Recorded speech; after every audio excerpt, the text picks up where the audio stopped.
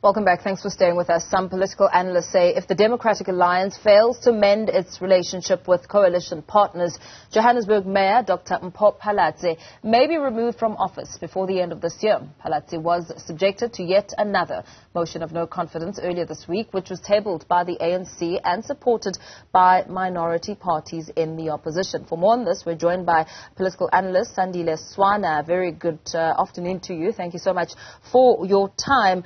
The ANC had previously warned, right after Dada Morero was asked to move aside for Dr. Mpho Phalatse to continue as Joburg Mayor, that her stay will not be long. It will be short-lived. But, some analysts have suggested that perhaps just fixing the nature of agreements could be a solution to ensure longevity for the DA's Joburg Mayor. What are your thoughts around those relationship dynamics and the importance in a solid governance? The key word is the relationship dynamics, not contract, not a written agreement. Relationship dynamics.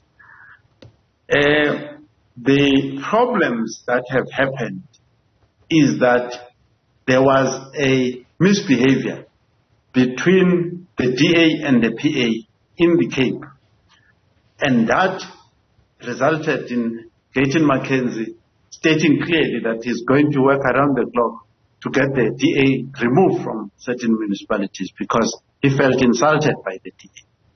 Whilst that was happening, other parties in Johannesburg, including COPE, where Colin Makhubela come from, including Action SA, including IFP and others, felt that the DA was monopolizing power and not sharing power and not taking the crucial step of actually protecting the multi-party governing coalition by forming a proper alliance with the EFF, meaning that the DA had forgotten that the ultimate objective of the multi-party coalition was to keep the ANC out of power.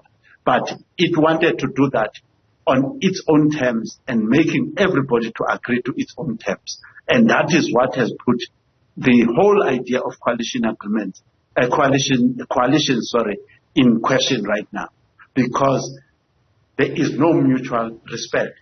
The bigger parties, the ANC and the DA, have thought that they could just become a majority just by absorbing what they call smaller parties.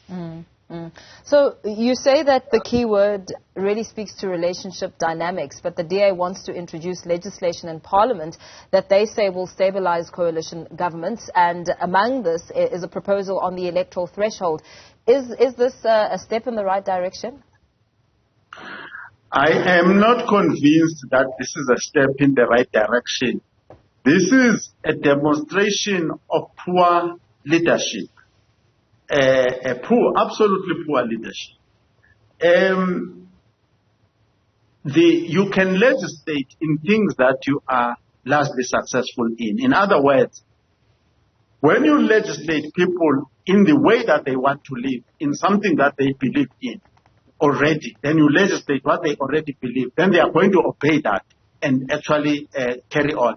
Otherwise, then they find ways of breaking the law that you actually have introduced that they don't agree with anyway. To make a tangential, perhaps, illustration, we've had the PFMA, we've had the MFMA. The very ruling party, the African National Congress, does not believe in the PFMA and the FMA. And they want to just eat the money left, right, and center. And look at what we have now. So you must write laws that resonate with the hearts and minds of the people who are going to have to obey those laws. Much of the argument has been around coalitions, thoughts being around how the South African coalitions need to be based more on ideologies instead of just positions.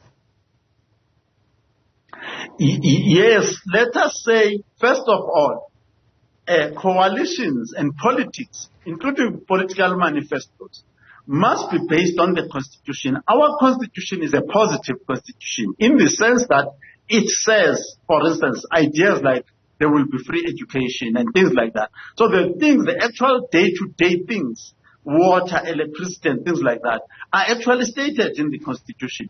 So you cannot have a manifesto that is not based on that. Two, you cannot have a coalition agreement that does not fully align with the political goods and public goods that the Constitution expects you to deliver. So then the issue is not so much political ideology, but political philosophy. A philosophy of nation building, of saying, what type of people do we want to be? Because ideology has got a shortcoming that says, my interests, and is prejudicial sometimes, many times to other people.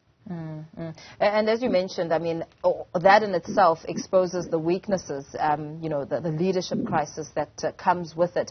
And then at the end of the day, more meetings are around coalitions than the actual work that needs to be done. Service delivery continues to suffer. I mean, as you and I speak, we know that as the matric class of 2022 took to exams, there were service delivery issues barring thousands of learners from actually going into the exam hall and writing their exams.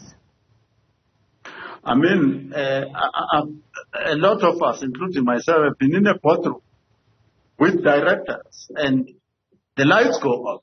So everybody and everything is affected. However, we need to be very careful of professional staff, municipal managers, in Ekurhuleni, Johannesburg and elsewhere, who want to avoid doing their job by blaming coalition and failure of coalition. The municipality has got an IDP.